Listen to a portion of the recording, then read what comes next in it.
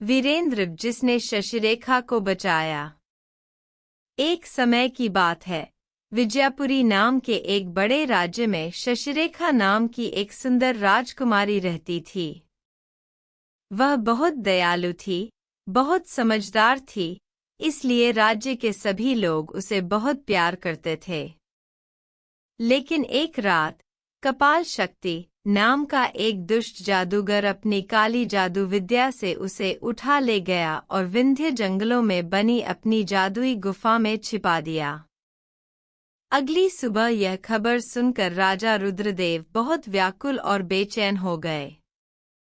उन्होंने दुख से भरी आवाज में घोषणा की, जो भी मेरी बेटी को वापस ले आएगा, मैं अपनी बेटी का विवाह उसी से करूंगा और आधा राज्य भी उसे दूंगा। कई बहादुर योद्धा, कई राजकुमार उसे ढूंढने निकले, लेकिन लौटकर कोई भी नहीं आया। इसी दौरान एक छोटे से गांव में वीरेंद्र नाम का एक युवक यह बात सुनता है। वीरेंद्र बहादुर भी था और होशियार भी। वह राजकुमार तो नहीं था, लेकिन पुरानी युद्ध विद्या में बहुत माहिर था।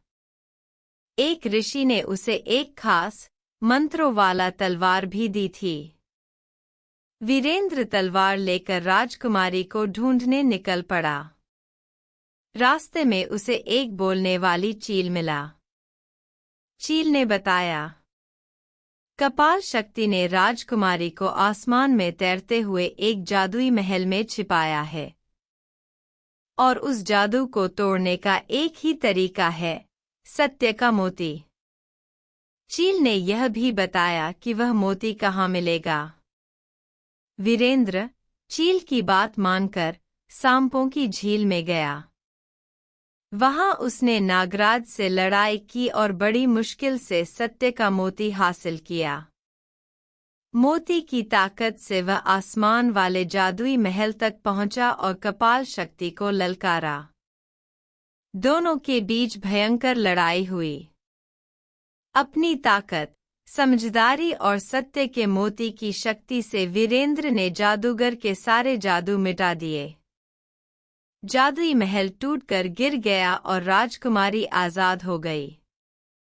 जब दोनों वापस राज्य में पहुंचे, पूरे राज्य में खुशी की लहर दौड़ गई। राजा रुद्रदेव ने बड़ा सम्मान करके वीरेंद्र का स्वागत किया और अपना वादा निभाया।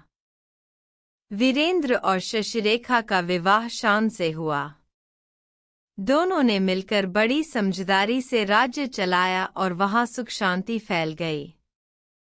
इसलिए वीर वीरेंद्र की कहानी हर पीढ़ी में सुनाई जाती रही। धर्म, सत्य और साहस, इनकी हमेशा जीत होती है।